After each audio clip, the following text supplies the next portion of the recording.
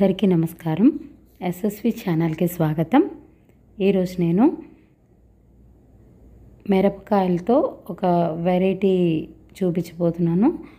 అంటే నార్మల్గా మనం మజ్జిగ మిరపకాయలు ఇలా చేసుకుంటాం కదా, అలాగే కాకుండా మనము దీనిలో స్టఫ్ చేసుకొని ఈ మిరపకాయల్ని ఎండబెట్టుకోవాలన్నమాట. దానికోసమని దీనికి ఎక్కువ రోజులు కూడా టైం పట్టదు. అదే రోజు మనం స్టఫ్ చేసుకొని ఎండబెట్టుకోవచ్చు. దీన్ని ఊరబెట్టుకోవాల్సిన అవసరం లేదనమాట.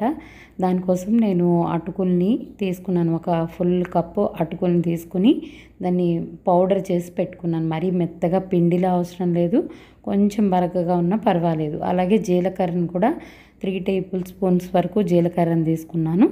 దాన్ని కూడా గ్రైండ్ చేసి పౌడర్లా చేసి పెట్టుకున్నాను అనమాట. ఇవన్నీ ఏమీ వేయించలేదు, అన్నీ కూడా పచ్చివే. తర్వాత ఒక కప్పుతో పెరుగును కూడా తీసి పెట్టుకున్నాను అనమాట. తర్వాత దానికోసం ముందుగా ఈ పచ్చిమిరపకాయలని ఇలాగ మనం ఊర మిరపకాయలకి ఏవైతే మిరపకాయలు తీసుకుంటామో అదే మిరపకాయల్ని తీసుకొని శుభ్రంగా కడిగేసి మళ్ళీ వాటిని ఇలాగ మధ్యలో ఇలా ఘాటు పెట్టుకోవాలన్నమాట. పెట్టుకుని గింజల్ని తీసేసుకోవాలి. మామూలుగా ఊరు మిరపకాయలకైతే మనం అంత పర్టికులర్గా గింజలు అవి ఏం తీయము, దానిలోనే ఊడిపోయి పడిపోతూ ఉంటాయి. కాబట్టి దీంట్లో ఏంటంటే మనకి ఏం లోపల స్టఫ్ చేసుకోవాలి కాబట్టి దానికోసం లోపల ఖాళీ ఉండాలి కాబట్టి గింజల్ని తీసేస్తున్నాం అనమాట. తర్వాత ఈ గింజలు కూడా కొంతమందికి పంటి కింద పడితే అది ఇష్టం ఉండదు. ఆ రకంగా కూడా మనం 2 రకాలుగా మనం ఈ గింజల్ని రిమూవ్ చేస్తున్నాం. ఈ గింజలన్నిటినీ తీసేసుకోవాలన్నమాట. ముందైతే మిరపకాయలని కడిగేసుకొని శుభ్రంగా చేసుకొని తడి లేకుండా అప్పుడు మనం చేసుకోవాలి. ఈ రకంగా మన ప్రతి మిరపకాయకి మధ్యలో పొట్టలో ఇలాగా గంటులాగా పెట్టుకోవాలన్నమాట. అంటే చివరి వరకు చీలకూడదు, ఎందుకంటే దీనిలో స్టఫింగ్ అనేది చేస్తున్నాం కాబట్టి. ఇలా ప్రతి మిరపకాయకి అలా చేసుకుని పెట్టుకోవాలి. నేను ఇక్కడ ఒక 300 గ్రామ్స్ వరకు తీసుకున్నాను అనమాట పచ్చిమిరపకాయల్ని. అయితే నేను ఇంతకుముందు ఊర మిరపకాయలు, తర్వాత సగ్గుబియ్యం మిరపకాయలు, మెంతి మిరపకాయలు, వామ్ మిరపకాయలు ఇవన్నీ కూడా నేను వీడియో చేశాను. వాటిని కూడా మీరు కావాలంటే చూడొచ్చు, నేను డిస్క్రిప్షన్లో లింక్ పెడతాను. చూసారు కదా, ఇవన్నీ ఇలా చేసేసి ఒక పళ్ళెంలో పెట్టేసుకోవాలి. అయితే ముందుగా మనము అటుకుల్ని తీసుకుని దాన్ని గ్రైండ్ చేసి పెట్టుకున్నాం. అలాగే జీలకర్రను కూడా గ్రైండ్ చేసుకున్నాం అనమాట. దానికి తగినంత ఉప్పు, తర్వాత పెరుగుని కూడా సిద్ధం చేసుకోవాలి. ఎందుకంటే అటుకులు అనేవి డ్రైగా ఉంటాయి కదా, దాన్ని బైండ్ అవ్వడం కోసం పెరుగు అనేది తీసుకుంటున్నాం. పెరుగు కంటే కొలతల ఒక కప్పుతో నేనైతే తీసుకున్నాను. మనం సరిపోకపోతే కొద్దిగా యాడ్ చేసుకుంటూ ఉండాలన్నమాట. ఎందుకంటే అటుకులు డ్రైగా ఉంటాయి కదా, అవి కలిపిన తర్వాత ఫస్ట్ మనకి సెమీ సాలిడ్ లాగా ఉన్న కొంచెం సేపు అయ్యేసరికి అబ్జార్బ్ చేసేసుకుని డ్రై అయిపోతూ ఉంటాయి.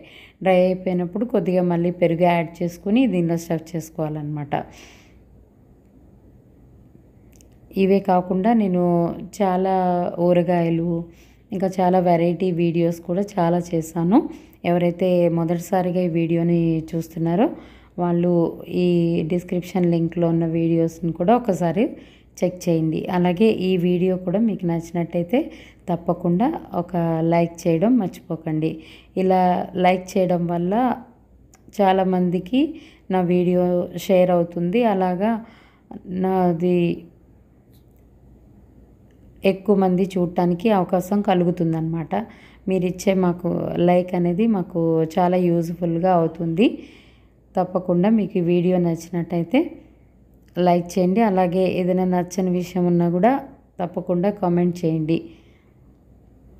అలాగే ఏమైనా వీడియోస్ మీకు డౌట్స్ ఉన్నా కూడా కామెంట్లో అడగండి. అలాగే ఏమైనా కొత్త వీడియోస్ ఏమైనా చేయాలని అనుకుంటే అవి కూడా నాకు కామెంట్లో తెలియజేయండి. నేను నా అవకాశాన్ని బట్టి, నాకు వచ్చిన విధానాన్ని బట్టి నేను వాటిని తెలియజేస్తాను. మ్యాంగో పికిల్స్ అయితే నేను చాలా వెరైటీస్, అంటే ఈ ఇయర్లో కాదు ఇంతకు ముందు ఇయర్లోనే చాలా వెరైటీస్ అనేవి పెట్టాను. ఈ సమ్మర్ స్పెషల్ వీడియోస్లో మీరు వాటిని చెక్ చేయొచ్చు. అలాగే మొదటిసారిగా ఎవరైనా ఈ వీడియోని చూస్తున్నట్లయితే తప్పకుండా సబ్స్క్రైబ్ చేసుకుని బెల్ ఐకాన్ని ప్రెస్ చేయండి. అలా ప్రెస్ చేసినట్లయితే నేను ఫర్దర్గా పోస్ట్ చేసే వీడియో నోటిఫికేషన్స్ అన్నీ మీకు వస్తాయన్నమాట. చూసారు కదా, ఇలా మొత్తం అన్ని మిరపకాయల్ని తీసేసుకున్నాను.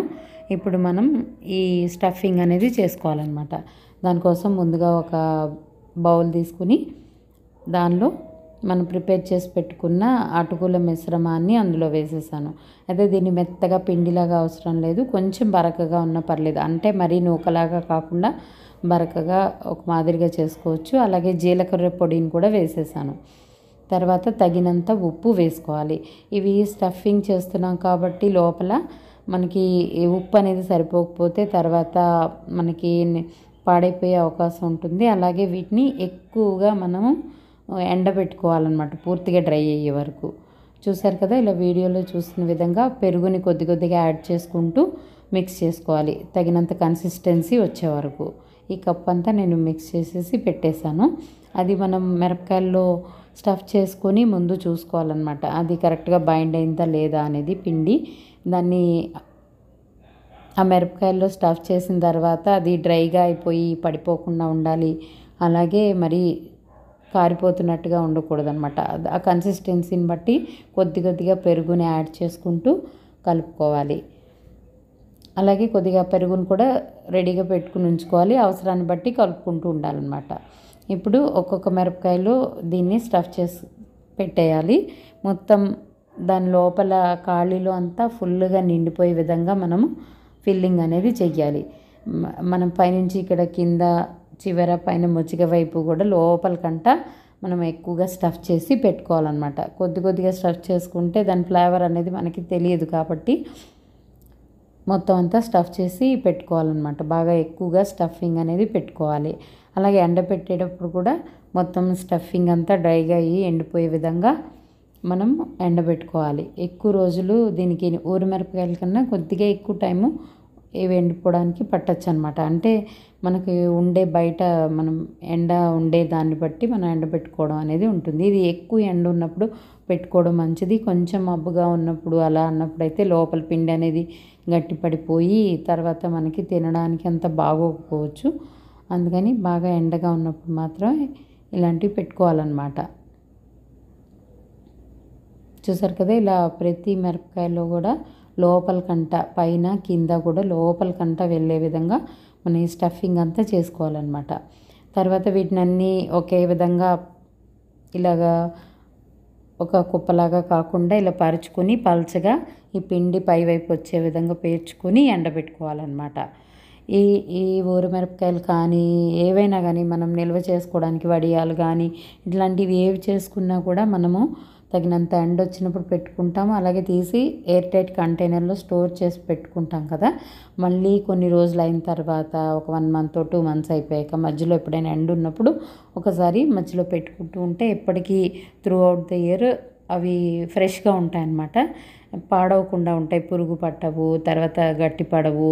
లేదంటే వర్షాకాలంలో మెత్తబడిపోతూ ఉంటాయి కదా, అవి కూడా మళ్ళీ ఒకసారి ఎండలో పెట్టుకున్నట్టయితే వేయించుకోవడానికి బాగుంటాయి. చూసారు కదా, నేను ఇలా ప్రతిదీ మిరపకాయని ఇలా పిండంతా పైకి వచ్చే విధంగా ఇలా పేర్చి పెట్టాను. వీటిని ఎండలో పెట్టుకోవాలన్నమాట. ఫస్ట్ 2-3 days అయినా కూడా మనకి పిండంతా ఇలాగా ఉండే విధంగా పెట్టుకోవాలి. కొంచెం డ్రై అయిన తర్వాత ఎలా పెట్టుకున్నా పర్వాలేదు, ఎండ పెట్టుకోవడం మాత్రం ఇంపార్టెంట్ అనమాట. ఏదైనా ఒక 1 week 10 days వరకు ఇది ఎండిపోవడానికి పడుతుందన్నమాట. దీన్ని వేయించి కూడా మీకు చూపిస్తాను.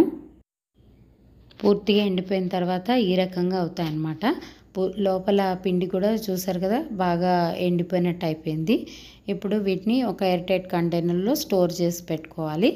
తర్వాత ఎప్పుడు కావాలంటే అప్పుడు తీసి వేయించుకోవచ్చు అనమాట. నేను ఇప్పుడు వేయించి చూపిస్తున్నాను. ఇలాగా నేను ఆయిల్లో వేసి వేయిస్తున్నాను. అయితే మీడియం ఫ్లేమ్లో పెట్టుకుని వేయించుకోవాలి, అంటే లోపల పిండి కూడా వేగాలి కాబట్టి. చూసారు కదా, ఈ రకంగా ఉన్నాయి. దీన్ని పప్పుతో సాంబార్తో దేంతో తిన్నా కూడా చాలా టేస్టీగా ఉంటాయి. చూసారు కదా, ఈ వీడియో మీకు నచ్చిందా? Thank you for watching.